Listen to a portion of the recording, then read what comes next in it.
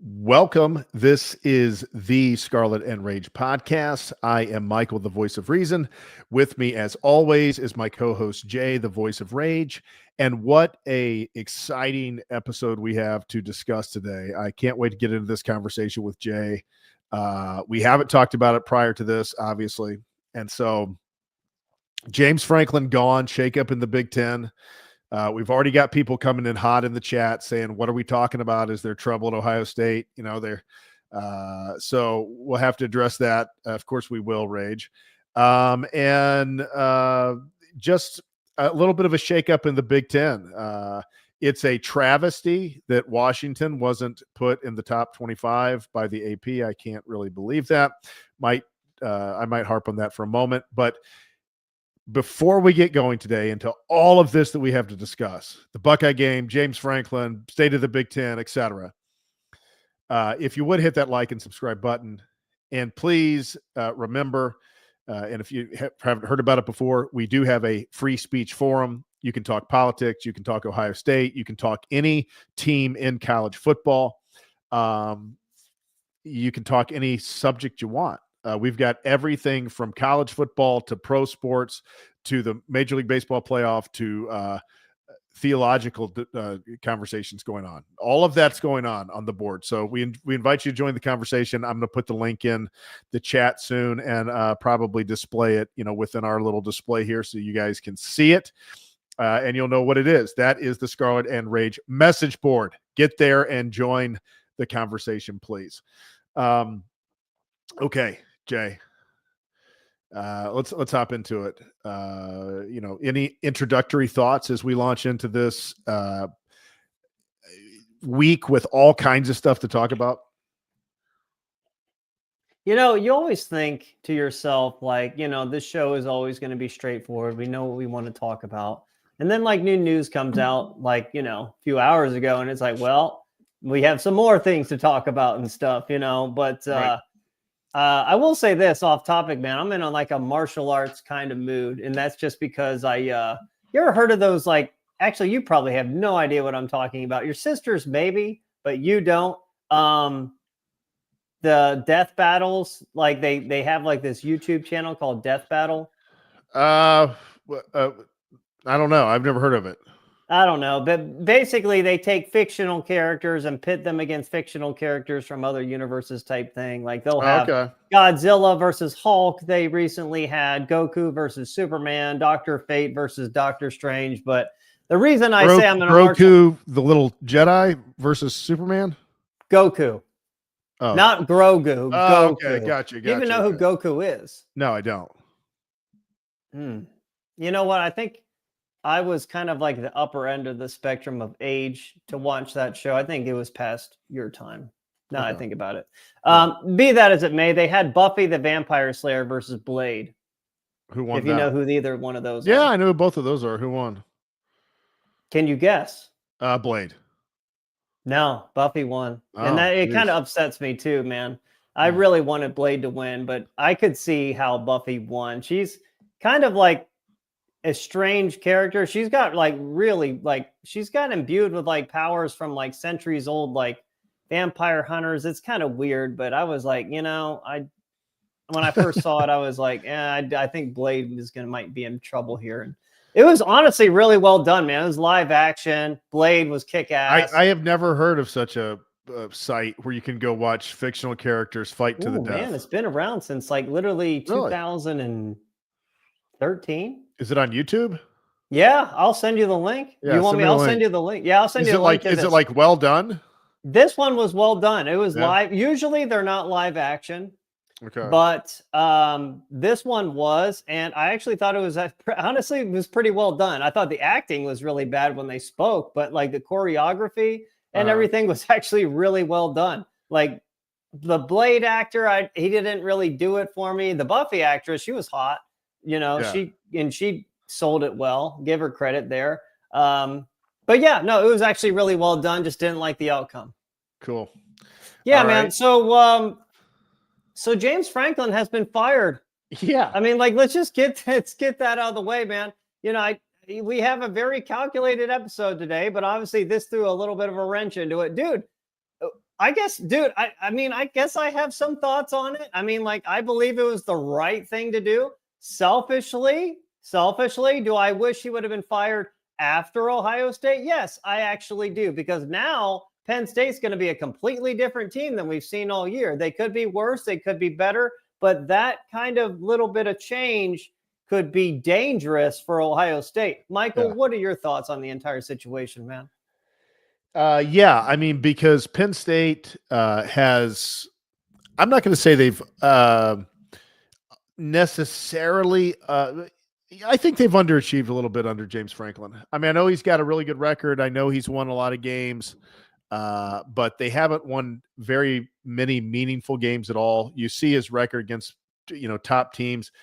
It became almost like a joke. And he was crushed under the weight of his own failure. And I feel bad for him, because other than that, he did a really great job. If he can win 6 or 7 of those games, like 6 or 7 of those 18 games, we're talking probably about a different, a different outcome right now for James Franklin. They probably have a little grace with him, but when you can't ever win those big games, and as far as what that does for Ohio State, yeah, it could get easier for Ohio State with the wrong hire. But if they got the right fit there, it could definitely get more difficult for Ohio State. I'm talking about this season, man. They're not going to hire a coach, but we don't know how the team's going to react. We don't know what the play calling is going to be like for them. Kind of like what UCLA is doing right now, by the way. That's why I say that. That's true. I mean, because this team, I think, is a bit more talented than they have played this year. But here's the thing, Jay. I don't think they're that talented. I think that talent-wise, I think this is a little bit of a step down from last year's team. And then the wheels have fallen off, on top of it. The weight of the failure. No, I'm not worried. Jim Knowles is a very mediocre DC. If we can't figure out a way to beat his defense with the talent we have on offense, then, oh boy. That's bad, because they're having problems with the run game, just like Ohio State had under Jim Knowles. So I see a lot of the similarities, and I'm really seeing what a mediocre to even bad defensive coordinator he actually is. And I never thought he was great, because his defense has never looked great. Last year's defense was just so talented that they finally came together and you had some special players do some special things, but I don't see any problem with Penn State this year, unless this redshirt freshman quarterback has just kind of been being held back and like he's the real deal or something. Then I mean, I don't know, that could be a little bit of a game changer, but we'll see. $50 million, man, it took to get rid of him. $50 million. My biggest question is, why would somebody who like James Franklin, who's like what, 52, 53, I don't know how old he is. Yeah. Why would you ever work a day in your life ever again? I would just buy like mansions on the beach and in California, and I would just do whatever I want to do. Honestly, if I just got $50 million, why would I ever work ever? Seriously. Well, and here's the thing. I mean, outside of that $50 million buyout, I mean, it's not like James Franklin hasn't already probably made 50 to 75 million in his career already. So, I mean, yeah, I with all of the stress in college football today, if you're talking about, you've made somewhere between 75 and 100 million and you're about to get 50 paid out some way or the other, I'd be taking it easy. James Franklin is a pretty good football coach, but he just has a knack for, I don't know, kind of making the wrong decisions in some of the biggest games. And that makes him what he is, a pretty good coach, a kind of good coach. He's not a great coach, but certainly he's somewhere who could coach. He could coach again somewhere. I mean, somebody would hire him. I mean, who knows? Minnesota would hire him when he, or some, SEC school, Kentucky or something. Who knows? He could have a future somewhere else for sure if he wants it. I wonder if he could go to Wisconsin and replace Luke Fickell. I think he would be an improvement from Luke Fickell. I think that Jim Knowles, I'm actually going to make the argument that Jim Knowles was kind of his undoing, because he went all in to bring in him, and Penn State had really good defenses for years. And you're going to bring in this Jim Knowles system that is advertised to take 3 years to install. Why are you doing that when you're supposed to be trying to win a national championship? Because that's the whole MO of Jim Knowles. It takes 3 years. Everybody said it takes 3 years. Well, our defense was so bad, you were kind of patient for 3 years, but it shouldn't. I wasn't. I was never patient. It shouldn't take 3 years when you already have talent on that side of the ball. You see, and we'll talk about him, but you see what Matt Patricia is doing year one. He didn't have to put in a whole big new scheme. He's working concepts that they know and adding to them because he doesn't have a strict system like Jim Knowles, where he wants to come in and do everything within the confines of that system. Matt Patricia doesn't work that way. And I love this new way of doing defense much better than the Jim Knowles way. Definitely for sure. And I have no problem with James Franklin. It's he just wasn't good enough. And, Penn State fans are definitely really feeling it right now. I mean, we were honestly, Michael, what was it? 11 months ago, we were experiencing the same stuff. I mean, as Ohio State fans, losing to Michigan again.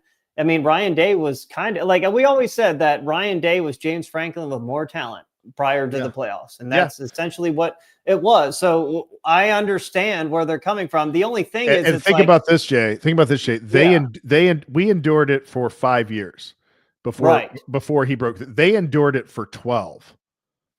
Yeah, theirs is worse. I'm not going to disagree there. I'm just saying that, we've been in similar shoes. Just yes, we can feel their pain. We can feel their pain. Absolutely, absolutely. And at the same time, and I appreciate the expectations they hold their program to, but there also needs to be an understanding that Penn State it's not Ohio State. They've never had the history that we had. Yeah, they've had some great teams, but they haven't had as many great teams like Ohio State. Not just in the titles we've won, but the titles we didn't win. We've had the best team in the country probably like 7 or 8 other times, and we didn't win national championships. So I don't know that the same can be said for Penn State, at the very least, not in the last 30 years. In the modern era of football, they definitely haven't even come close. So it's just an apples to oranges comparison. I hope they get the right guy in place there. They do deserve better with that fan base because I actually, they're nice people. When you reach a plateau the way that he did, eventually inertia or something sets in. I mean, you can't just keep. I mean, it was amazing how he was always about the 8th to 13th best team in the country. And he really struggled to ever break beyond that, but he was always about the 8th to 13th best team in the country.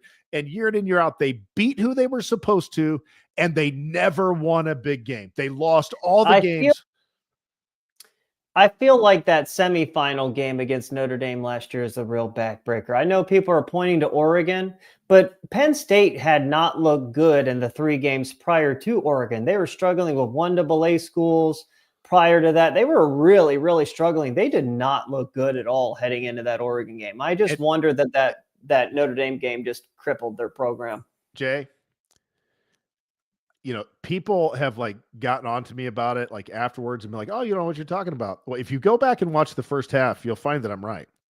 The first half of that football game, Penn State was the better team. They were winning the battle at the line of scrimmage. And then when adjustments were made in the second half, they never figured it out. Notre Dame took it from there. And it wasn't just me that saw that.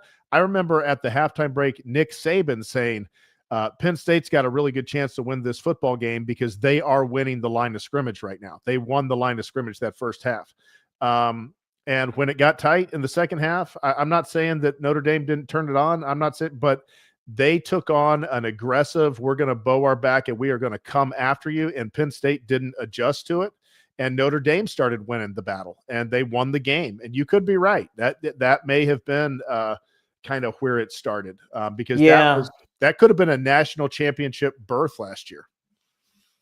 Yeah, no, I would have loved to have seen Penn State in Atlanta. That would have been more entertaining than seeing Notre Dame. That's for sure. And it would have been a first ever 2 Big Ten teams. We still got to have that, Jay.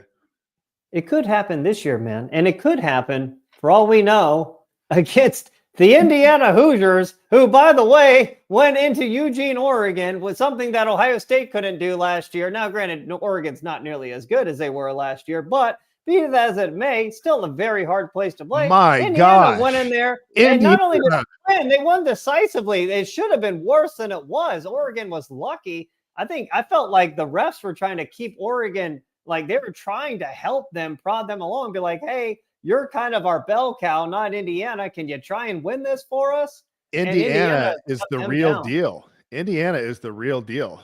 How wild would it be for Ohio State and Indiana to play in the Big Ten championship and then meet again in the national championship?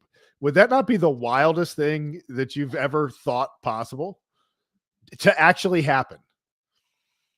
It would be insane, but I'm not trying to get ahead of ourselves because we have some situations here that we need to deal with first on our end.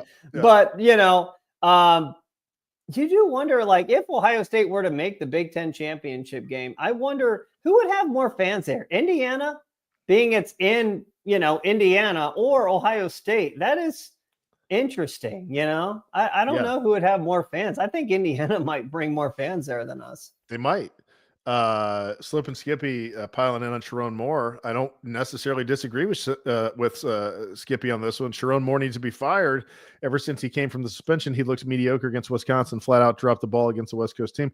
Yeah, I mean, I'm not quite ready to go with he needs to be fired. Like if he went 9-3 with this team, I'd be okay with that, with him staying on. But I agree completely with Slip and Skippy that they haven't looked good since he got back, and they certainly didn't look good. Along those lines, I want to point out something to the Oklahoma people who are coming in here talking shit like a month ago when we did that Michigan Oklahoma preview. We both predicted Michigan to win. We didn't realize how bad Michigan was going to be, and we basically said, Michigan was bad. Oklahoma was not impressive and all that. I stand by that. And what happens to Oklahoma over the weekend? And the first tough defense they run into, they get plastered by Texas, which looks good for Ohio State, by the way. But I even said, I'm like, the first real defense that Oklahoma is going to run into, John Mateer is going to get absolutely lit the fuck up like Michigan should have done to him. And those receivers, none of them are impressive for Oklahoma. Michigan just is not as good this year, man. Michigan is just not as good on the lines, evidenced by last night. Evidence against Oklahoma. They don't have Kenneth Grant or Mason Graham anymore. They don't have who was that edge last year who was really good. His name is escaping me.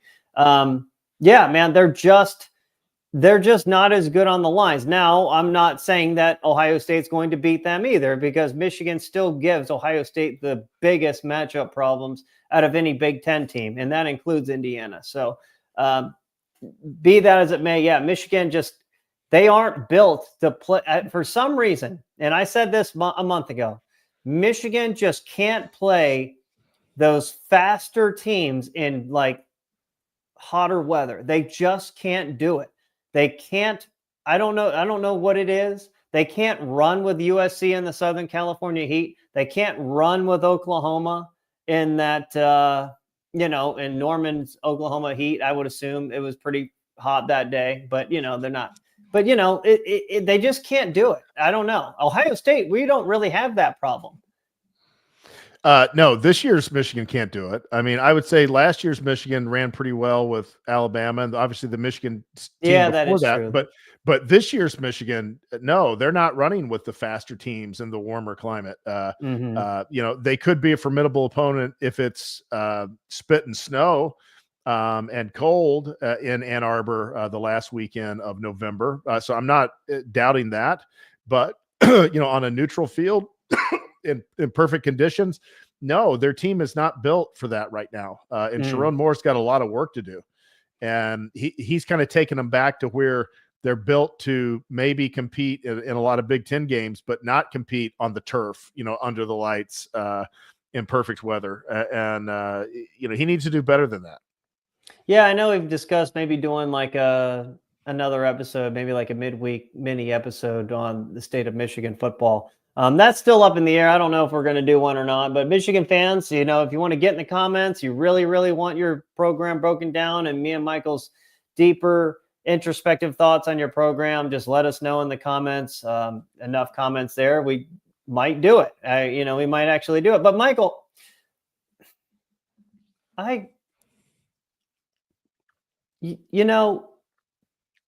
obviously we're getting into Ohio State now. We're segueing into Ohio State. Jay, before you go, I want to reiterate. We won on the road 34-17. The last touchdown was given up by a mix of starters and guys from the bench. So I just wanted to keep that in perspective. They did cover the spread for, more than a 2-touchdown win against a ranked opponent on the road. But dude, I feel like sometimes I think like this is why people don't like Ohio State fans. I don't really like most Ohio State fans, though, in all honesty, Michael. I don't get along with most Ohio State fans. I feel like I actually hold the program accountable, whereas every other Ohio State fan, they just kind of live in la la land and just kind of like float along. Oh, hey, it's all great and everything's good here all the time. No problems here, Pleasantville. But Michael, I will say I actually nailed this score, by the way. I said 34-16. It was 34-16. I absolutely nailed it. Yeah, so they met your expectations even. Well, that doesn't mean that is the right. I said that. I made that prediction kind of as like a negative prediction. I was hoping it didn't come true. But obviously in this breakdown, people are going to think we lost the game. I think I said 31-7. I think you said like 31-13. I think you gave them 13. Okay. Maybe, I don't know. I'll have to go back and look. But Michael, let's just start on the offense, man. What the fuck is going on? And what the fuck was that? This offensive play calling, Michael, I'm just going to go right in. This offensive play calling is scared. And it's kind of a mess. Everything is slow. It's methodical, nothing explosive. We had one deep throw all game that should have been caught. Just a clusterfuck in every way. Every fucking way. 275 fucking yards against a bad defense like Illinois. Really? Outgained by 20 yards? Illinois, Michael, got shredded by Duke.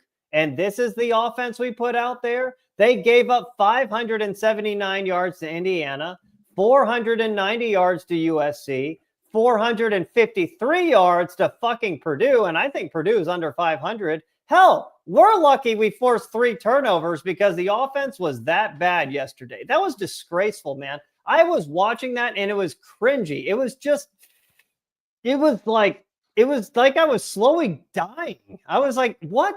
Ugh. Yeah, no real imagination in that play calling. They were very content to just take what the defense gave. Illinois wanted to try and put a top on it. They did not want to try and give up the big plays. They were willing to give up stuff underneath. If Julian Sand can, hit the guy with a near perfect throw on a 12-yard out to the sideline, way over to the side, sure, they're going to give that up. And Julian did hit some of those, and some of those were impressive throws, but they never tried to push the envelope. They never tried to open them up a little bit. They never tried to attack them. They just sat back and took what they gave them. Jeremiah Smith is turning into a extension of the run game and a possession receiver. They're getting him on all these little short passes. They've not been sending him downfield. I understand that Illinois was doing everything they could to take away over the top, but at some point you have to start trying to stress the defense. And evidently they don't think that Julian Sand is good enough yet, because that's what Matt Patricia challenges the defense to do, or challenges offenses to do, is to make those difficult throws in zone over one defender and under another defender. And if you're a good quarterback and you can have the touch and the accuracy that you can make that throw, then you're going to make him adjust and go to man-to-man and make some adjustments. And we never stress the defense to try to make some of those things happen and open them up. In our running game doesn't seem to be where it needs to be able to really open that up. And so, yeah, there's some problems on that side of the ball with play calling. And I think with running, and I don't think running is as much the problem as the play calling, because I think if the play calling was better, the running would go much better. Well, I hope you're right. And I kind of need to bring up a hot subject here. I'm not saying, well, I guess I am saying, I'm thinking out loud when I wrote these notes down. And the question I have, not just for you, but for all of Ohio State fans and anyone who's listening to this show is, you know, we really were excited about this offense coming into the year, right? Like, we're like, all right, you know, all of these guys, like, I think the ceiling is higher. I think the ceiling is higher than last year's offense, you know, outside of running back. But now that we've had, like, 6 games, is our personnel a little overrated? I think That's scary. I think we're underrating Ryan Day's caution and conservatism with new quarterbacks. You know, it's if we go back to you know, Justin Fields, he was very conservative with him in early on. CJ Stroud, not as much so. Stroud was such a passer, but it does not seem like he's willing to let Sayin kind of loose and let him dictate games and win games. He's just wanting him to manage games, and he's calling games like that. So I think that we haven't been putting that personnel to its highest and best use. Well, the reason I say this, and I agree, I do think the play calling is not suiting the personnel very well. But, you know, I've said for a long time, we don't have a third wide receiver on this team. We don't. Brandon Inniss is not an Ohio State level wide receiver. He continues to see the field. And because of not having a third wide receiver, we're having to play more like tight formations, only 2 wide receivers on the field, which really Ryan Day is not very good at, you know, doing, not without Chip Kelly, and Chip Kelly's not here anymore. You know, our tight ends, you know, Max Clare was supposed to be like this great tight end. And yeah, he's been solid. He's had some nice catches yesterday, but I don't know what it is, but he just doesn't seem to have explosion that I would think from like a real All-American tight end. Like he's not separating from people. He doesn't look like a wide receiver in a tight end's body. He just looks like a tight end, which is fine, but he's not as good as I thought he was going to be. Even when we throw him the ball, hell, we threw him the ball once and he was actually tightly covered and, you know, it got knocked away. I'm thinking an All-American tight end should be able to create some separation against Illinois. He didn't do that. And, you know, we have, at this point, I think we have an above average quarterback. I'm not saying Julian Sayin is bad, but he's not good either. He's just a game manager. And because he's a game manager, you can't call him good. He's not somebody that we can just hand over the keys and be like, go fucking win us this game. No, we don't have that. And then the running backs, you know, Bo Jackson is good, but outside of him, like CJ Donaldson is okay. And then James Peoples needs to fucking transfer. So there's that. So again, I think there is something to our personnel not being all that. I mean, you know, like outside of Ohio State land, you go and look at other teams' message boards who really watch that game, and they're like, this Ohio State team can be had on offense. They really can. Well, I mean, certainly they could, because we're not creative the way that we were in the playoff run last year. And so, you know, with the lack of creativity, sure, a really high-end defense. I mean, Texas did. I mean, that was the first game of the season, but they held us to 14 points. And so clearly we can be susceptible to a really good defense, especially if we don't start opening things up. I think Julian Sayin is very capable, especially with the weapons he has. I think he's shown that he's very accurate and he can throw the ball downfield. I think, you know, some of the out routes that he hit the other day were very impressive throws to throw them on the money, you know, way over, you know, other side of the field. And so I think he can do it. I think they just have to start to let him do it. It's like they let him do it against Grambling and Minnesota. And other than that, it's been a really tight leash on him. And so I don't know when they start to let that go, because you can't have a tight leash on a guy, you know, going into Michigan, potentially a Big Ten championship, then the playoffs. Like, you got to believe that the guy can get it done and that you can run the offense in its most effective manner, which is obviously going to be throwing the ball.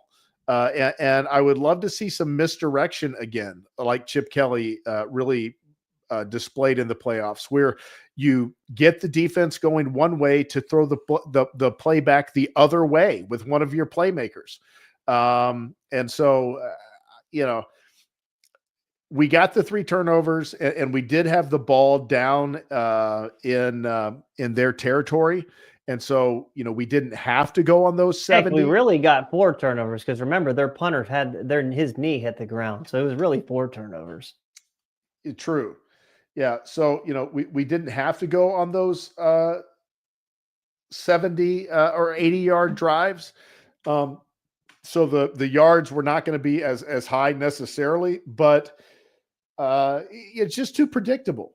I mean, it's like they're mostly running when defenses know they're going to run, and throwing when defenses know they're going to throw. And when they mix it up, they have a lot of success. And I'm just waiting for them to figure out, like, why are we waiting to mix it up until we're in a pinch all the time? Why are we not being aggressive more on the onset? And I don't know the answer to that. I don't know if that's Ryan Day's strategy, that he loves this strategy football now, that he was like, hey, we've got this type of lead, we've got a defense playing good. The probabilities are to play it this way. I don't know. I don't know what he's doing, if it's a strategy thing or if it's he just doesn't want to turn Julian Sayin loose thing. But whatever it is, I hope it's something they can get figured out, because it will be something that'll hold this team back if they can't turn that next notch. I thought it was kind of weak play calling, by the way. And you said this earlier, like using Jeremiah Smith, it's kind of like more of a gadget possession receiver. I thought that was weak play calling when he got hurt, by the way. Why are we running an end around with him? But not just that. I mean, the execution on the play, you had 2 lead blockers, and there was one guy in front of them, and neither one of them could just like fall on him. I understand he went low, just land on him so he doesn't hit Jeremiah Smith. And, that hurt his knee. So I really didn't like that. But, I have another hot take question. Jay, all it takes is just get a body on that guy, and Smith probably gets, 10, 12 yards on that. Yes. Ball. How does that not? I don't understand, man. Really bad execution. That was really bad execution. You're right. Very bad. Speaking of Jeremiah, though, hot take. Sometimes I get a little bit of LeBron James vibes from him. Smith? Huh? Smith? Yeah, Jeremiah. Okay, got it. Physically, he's everything you want. Mentally, I think he's a little soft. When teams really get physical with him, he can kind of buckle. The deep throw down the sideline, it was not a great throw by Julian Sayin, but he should have caught that. An All-American first-round top 10 pick catches that ball, and he didn't. He lost it. And honestly, it was the right call. It was coming out before he went out of bounds. He should not have left it in the officials' hands. It's just like there have been some plays like that this season I've seen from him, and it's just like, I don't know. Sometimes I wonder about him. I wonder where his head is in the game and stuff like that. I wonder if he's frustrated, but that was a chance for him to make a big play there, and he didn't do it. I think he has struggled with a little bit of frustration as far as really selective opportunities to get down the field and make a play. Like I said, he's been used a lot as an extension of the run game and just kind of a little possession type receiver, which is fine, but I don't understand why they're not, trying to press things with him a bit more. There were some times early that Julian Sayin missed him. There was that one game early, Julian Sayin, I believe against Texas, he missed him. He didn't see it. Okay, that was Texas. First game of the season. Are we just going to go away from that? He's a guy who can change things quickly. Jeremiah Smith is a guy who can put points on the board fast if he gets loose. And he's a guy that he's shown that can definitely make plays. Is he a little bit mentally soft? I don't know, Jay. I mean, I don't know that I've seen enough evidence to like fully say that, but I can see what you're saying is, maybe he's just a super talented player that maybe doesn't quite have that final gear, mentally, like that Jordan Kobe kind of gear, Tom Brady, Tiger Woods kind of gear. Maybe he doesn't have that. Maybe he's just really, really good. And maybe he does have that gear, and he's just 19 years old and it will come out. He'll find it. I don't know. Time will tell. But I do know this. He can make a lot more plays for us down the field than they're putting him and Julian Santa in a position to make. But this comment right here by Slip and Skippy, yeah, I think after this last 15 minutes, we agree with that as well, that they're not living up to their potential. One last comment about the offense. And I don't want to vent about them the entire show, but Ohio State has played some really bad defenses this season. Now, you mentioned Texas. I understand. Texas is a great defense. Now, they kind of got ripped by Florida, but, they just shut down Oklahoma and they've shut down some other teams too. So I would say they're a very good defense. That's one thing. But when you're getting shut down by Washington, which, by the way, Rutgers kind of lit them up, and you're getting shut down by Illinois, and these teams are coincidentally always playing their best against Ohio State, I don't think it's any longer a coincidence, Michael. I don't think this offense is very good. I think they're just a little above average until they show me that they can light up a really good defense. And unfortunately, we're not going to face like a really good defense for a while now. I am set on my thoughts. It's going to be a long time until we maybe play Penn State or Michigan, and they show me something else, which, by the way, you called that game plan yesterday against Michigan. They will lose. That is a guarantee. They will lose to Michigan if you call the same game plan like they did yesterday, because Michigan is so much more patient, even in all their struggles. Michigan will not run out of patience. They will continue to run the ball, and they will get into Ohio State's head. And Dave Portnoy was right. Like, if Michigan, especially if Michigan is really the only team, they're kind of the outlier. If Ohio State gets into a close game with Michigan, they will break. They will break mentally because Michigan is in their head. They're in Ryan Day's head. So it's just fact of the matter, man. It's just, he's not wrong. Should we move on to the defense, Michael? I have nothing else to say there. Yeah, let's do it. So I brought up some points to you yesterday texting, and I'm starting to see some holes here, Michael, with the defense, and it's a little worrisome because we could win a national championship with said offense as long as our defense is elite. But what I saw yesterday was not an elite defense. Matt Patricia has been great, I believe overall, but he has not been great at generating pressure and getting sacks. Big third down for Illinois on their opening second half drive. Ohio State only rushes 4, but not only do they only rush 4, but the third and fourth rusher, one of them being Davison Igbinosun coming from the far side of the field, came so late, and Luke Altmaier could pitch a tent back there and, just do whatever he wanted. They're just not creating he's not creating pressure as our defensive coordinator. A lot of that is our personnel. We don't have an explosive edge guy, but knowing that you've got to play more, you've got to play more man and bring more immediate pressure. And, that consists of more than 4 guys. You got to have faith in supposedly the best secondary in college football. Running a soft zone doesn't show that to me. Like, Matt Patricia has been great, but he's calling this defense like he's Iowa versus Ohio State. And it's like, after a while, like a quarterback like Altmaier, who's going to have patience and stand and deliver with no fear, he could get you. And, again, like I said, we're lucky we forced as many turnovers as we did, or we lose that game. Or maybe not lose, but it goes down to the wire. Yeah. Well, I think clearly it is a preference to, make teams beat the zone. Like, and if they can't beat the zone, then he's comfortable to just kind of stay with that and mix up those looks and sometimes throw in a man-to-man to throw him off, or show a man-to-man and go back to the zone, or, all those things he likes to do. But it's clear that he does like to have a steady amount of that zone.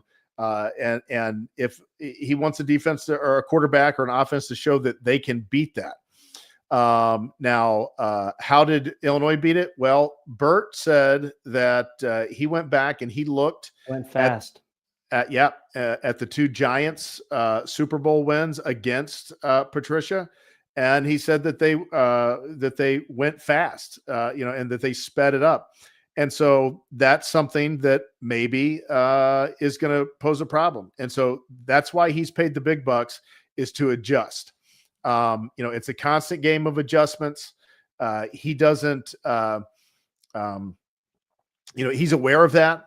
And so better for Bert to, point out something that they're going to have to address and adjust to than to not know it until the national championship game, the way they did that year against the Giants, where they are undefeated. Nobody could really figure out their defense. They've been puzzling everybody, and the Giants were able to find a weakness in it. So, there's always going to be things that you got to work on and have to adjust to. And I think this is one of those things. And it'll be interesting to see if other teams try and take Bert's blueprint and try and speed this defense up and run tempo. And the way to beat tempo, man, is to be aggressive back at them. I just don't understand the zone. I don't understand all of this soft zone. Again, you're calling a defense like you're fucking Iowa. Call a defense like you have the best secondary in college football and fucking man them up. Bring fucking pressure. Attack them. You want to speed up? Okay, let's fucking go.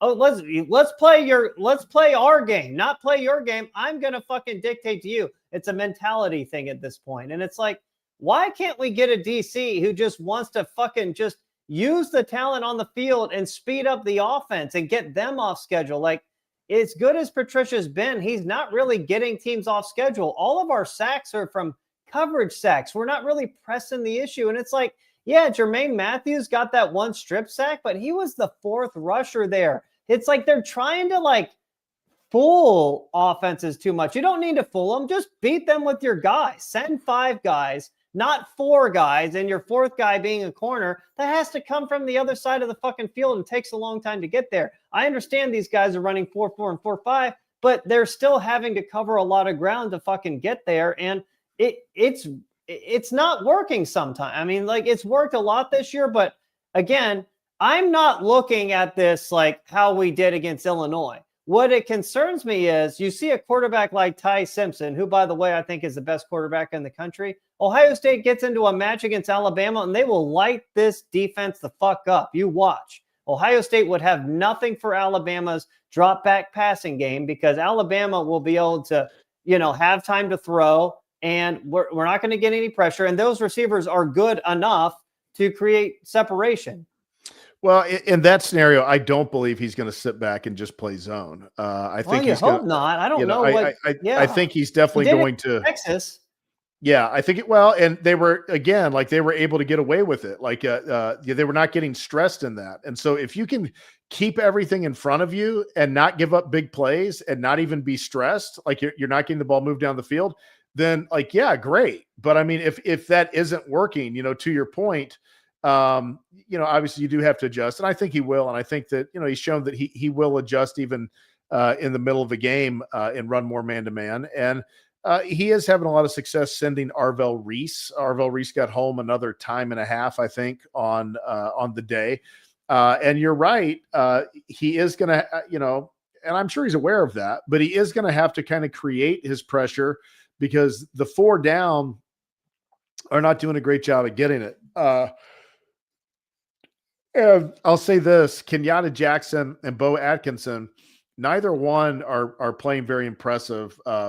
From what I have seen, they don't get any edge pressure from any of their ends. Even Caden Curry, everyone's sucking off Caden Curry, and he's good in the run game, but not in the pass rush game. He had a couple moments against Ohio U, which I don't really put much stock in. It's Ohio fucking U. I mean, you need to do that against Texas. I mean, I don't know that he really did it. We didn't get any pressure on Arch Manning in the Texas game. I don't know that we ever sacked him. He did have a sack last game against Minnesota, Illinois. Okay. Yeah. Just these slow Big Ten teams, man. What are you scared of? Illinois, like I said, they had 2 white wide receivers that are slow as dirt and they weren't overly big. What are you scared of? Are you scared of these Illinois wide receivers getting behind you and beating you deep? Like, what the fuck are we doing? Like, Matt Patricia, like, he supposedly has all this world of knowledge. Like, he should know, hey, I have better players than these guys. I'm just going to go man coverage. I honestly, dude, I would make it very simple. I would run fucking cover 1. I would put Jalen McClain in the middle of the field. I would still have Caleb Downs kind of being like our little gadget player in the middle of the field, maybe as like a spy, like short zone guy. I would probably bring 4 or 5 every single play and dictate the pace, man. Jam these receivers at the line of scrimmage. You got the speed. You got the length now, too, with Devin Sanchez at 6'3" and Nick Benosin at 6'2". You have 2 big corners out there. Use them. Every time we did blitz, Michael, again, like it was like 2 or 3 times in the game, Illinois either got a negative play or it was like really, really bad. I don't understand why you don't just stay with it until they show they can beat it. Yeah. Well, I mean, I understand. I agree. Yeah. Matt Patricia just very disappointing yesterday, man. Very disappointed in his game plan. But at the same time, I still have a lot of faith in Matt Patricia, and I think he's going to make adjustments that are needed. I still have a lot of faith in this defense, but we are in college football 2025. I mean, think of that vaunted 2023 Michigan defense. I'm not going to go back to the 2021 Georgia defense because that was a little bit different era of college football. That was before they changed the rules that slowed the game down. So defenses were likely to give up more points before this rule change. So it has become more defensive oriented in recent years. But look at the 2023 Michigan, which is post that. And there's games that defense gave up 20 points. There's games that defense gave up, I think 24 points one game. And so you have to be able to win games because sometimes in college football, even in NFL football, offenses just find ways to score. They just find ways to get the ball down the field. And so you can't count on your defense holding teams to 14 points or less every single game. And that's why this offense has got to find a way to get some confidence and get going because it could be needed at some point. Yeah. I mean, again, the offense is going to have to get a lot better if yesterday is what the defense is going to be because, again, it's strange, but I think we figured out like what the defense's weakness is. It's a traditional drop back passer who's not really much of a running threat and that can scan the field and see where Ohio State's zone is weak and, just stand and deliver the ball. Altmaier, man, threw the ball like 48 or 49 times. And a lot of times he wasn't successful. But again, we were just complaining about the offense and stuff. Like Ohio State was running zone most of the fucking day against Illinois. What does Illinois do? They still let it rip. So there is no excuse for Ohio State's offense to be as conservative as it is, even if they're playing, a too high safety look. I don't care. Throw it in the seams. Throw a 20-yard route in the seams. Fucking gash them there. There is space between the linebacker and the safety to get it in there. You just got to fucking throw it and you got to run the route. Now, you also need a good, bigger slot receiver, and I don't think that's Brandon Inniss. Maybe it could be Max Clare, but I don't know. Maybe you have to put Quincy Porter there at this point, man. I don't know. They need something to, stress defenses. What about Mylan Graham? You're not on him anymore? No, I am, but when I'm thinking like to make that pass, you're going to want somebody bigger. Like Ibuka wasn't really a big receiver, but he was 6'1" and he was bulky. So he was like good, he was good size. Like Mylan Graham's, 5'11", 6 feet, and he's kind of smaller stature. So I'll say this. I would love to see Max Clare in the slot some, that big body, even though, yeah, he missed that one. I think that's a catch that you want your big star tight end to make. He did get hit hard. He kind of got hit right on the button, but it was in his hands. I don't know. So you'd like him to hold on to that. But I would like to see him in the slot some. I'd like to see that, but I'd like to see him actually in the slot. I'm tired of seeing so many big bunched up sets with all these tight ends in the game, 2 tight ends and a fullback or 2 tight ends a lot. Sometimes I think even 3 tight ends. And it's like, what are we doing? Like, why are we bringing everybody into the box like this? Why are we not spreading them out, like, and using our speed as an advantage? And so I don't get that. Right. Brian Hartline loved to do this in 2023. And it seems like this is just what he likes to do. I don't get it though. Yeah, I mean, I know people are like, well, with Chip Kelly, they were conservative, but they could run the ball with Chip Kelly, though. That's the thing. Like, I don't mind running the ball more if you actually have success. This team doesn't have much success running the ball. They're not a running team. They don't have a great running back. They don't have great run blocking. I don't know what it is. If you're going to run the ball, I don't mind running the ball as long as you have success. They don't have success doing it. So you've got to drop back. And I've said this before, they have to stop fucking play action, man. Play action only gives the defense more time to get pressure on Saiyan, and it gives him less time to process the field. Just drop back and throw. Just drop back and throw the fucking ball without play action, because teams aren't respecting your play action anyway because your running game sucks. Just throw the fucking ball. Throw it all over the place until they show that they can stop it, or you're beating them enough that you feel comfortable doing other things. But they just have to come out and throw the ball, man, without play action. Stop the fucking play action, because they rarely go deep off it anyway. And Bo Jackson is continuing to show, some good signs. So I do want to be positive there where it is. I mean, he had some nice runs. He's able to turn what for a lot of backs is 3 yards. Yeah, he's a nice back. Yeah, he's not a great back. He's able to turn 3 yards for a lot of backs into 8 and 9 yards, and so I do like Jackson, but especially as a true freshman, he's especially if there's a playoff run, I think he might be wanting to push towards that true freshman record. If they went, 15, 16 games deep, you never know. I don't put stock into a 15, 16 game season, man. That's no record to me. I would look at yards per game, and then I would compare it to like how many games they played back then. You know what I mean? Like, well, it was Dobbins. It was Dobbins who got, was it 2019 Dobbins? Was that his freshman year? That was his last year. Okay, it's 2017. His freshman year is 2017. 2017. Okay, yeah, it was Dobbins his freshman year. However many they played that year. 2017 they played 10 plus 1, 11. They played 14 that year. Okay. Yeah. Well, Michael, one last thing. Special teams is still a disaster. It is a disaster under Ryan Day. Ryan Day just doesn't put any value into punting or kicking, man. Our punter is possibly the worst punter we have ever fucking had. He punts like a fucking girl. Like, honestly, if he like had some kind of like transgender surgery, I wouldn't be surprised, because he looks like a fucking woman out there. 35-yard punt, 38-yard punt. Are you fucking kidding me? Yeah. Where is Nick McLarty? How in the fuck can you have any respect for yourself continuing to trot out this little bitch lady boy out there? What the fuck are we doing? Like, at some point, you just got to be like, we have to try something else, because this she-man is not working anymore. What the fuck? And we don't have a field goal kicker, by the way. I understand he's 6 out of 7 on the year, but when I look and survey the country and I see consistently kickers nailing 50-yard field goals like that's no problem, and we have a kicker that can't make anything over 45 yards, we don't have a fucking kicker either. We don't have a kicker, and we don't have a punter. So that is a catastrophic problem. Yeah.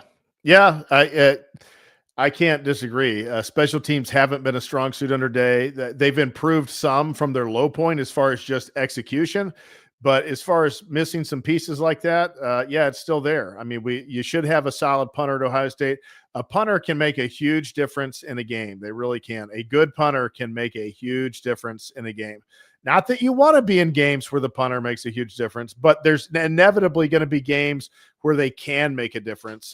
This punter reminds me of Josh. You remember that kicker in the mid-90s, Josh Jackson? No. He was like, they kick like a girl. He couldn't make extra points. This punter reminds me of him, but he's a punter version of Josh Jackson. Yeah. That's it's a good observation. I was not even really noting too much on our special teams, but the punting hasn't been super strong. Field goals have been okay, haven't they? We don't have a kicker, man. I'm telling you, yeah, they've been okay by the letter of the law, but if you can't hit a 50-yarder, then you don't have a kicker. Not in today's game. What are we comfortable with? 45? I don't know. I'm not. I think it has to be under 40 yards.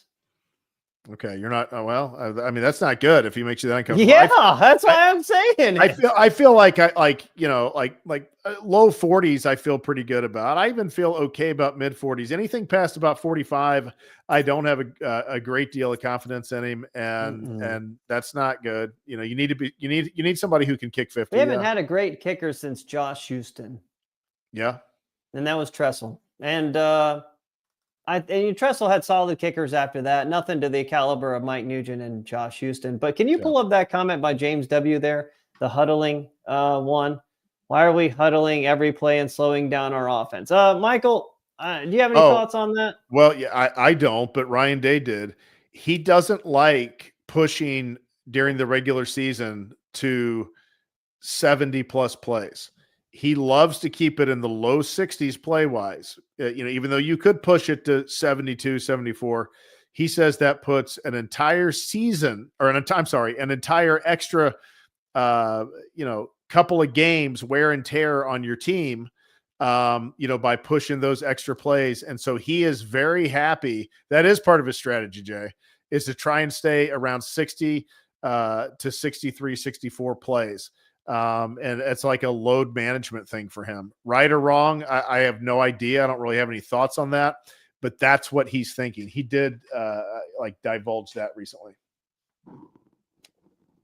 Okay. I don't have anything else to add, man. I didn't go full nuclear here, but I do have a lot of cause for concern. There is a lot of cause for concern. And I just, between the personnel, the play calling, they're both problems right now. Next week, Wisconsin.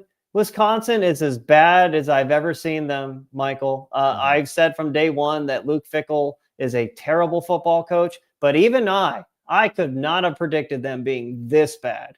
I will say this. Hopefully, Luke Fickell is not fired before then, so we know what we're getting when we play them. But be that as it may, the game plan we saw yesterday against Illinois and the game plan we saw against Washington and the game plan we saw against Texas, expected on Saturday. It's going to be the same exact slow, methodical, boring game plan. Wisconsin has got a terrible defense. I would not expect more than 35, maybe 42 points from Ohio State against a god-awful Wisconsin team. And I'm not mistaking myself. They are god-awful. Yeah. I think so. I am going to go with the score of 45-13. And the only reason I'm giving Wisconsin 13 is I believe there probably will be some backup duty in at some point in this game. And, they may get a little bit of traction there. But that's what I got it. Iowa beat them like 38-0, I believe. Maybe I'm being generous. Okay, I'm gonna amend that, Jay, to 48-10. Just because it doesn't seem like Ryan Day has a big interest in continuing to press the scores these days. I don't think he ever tries to press outside against Minnesota at home and Grambling, which I don't know.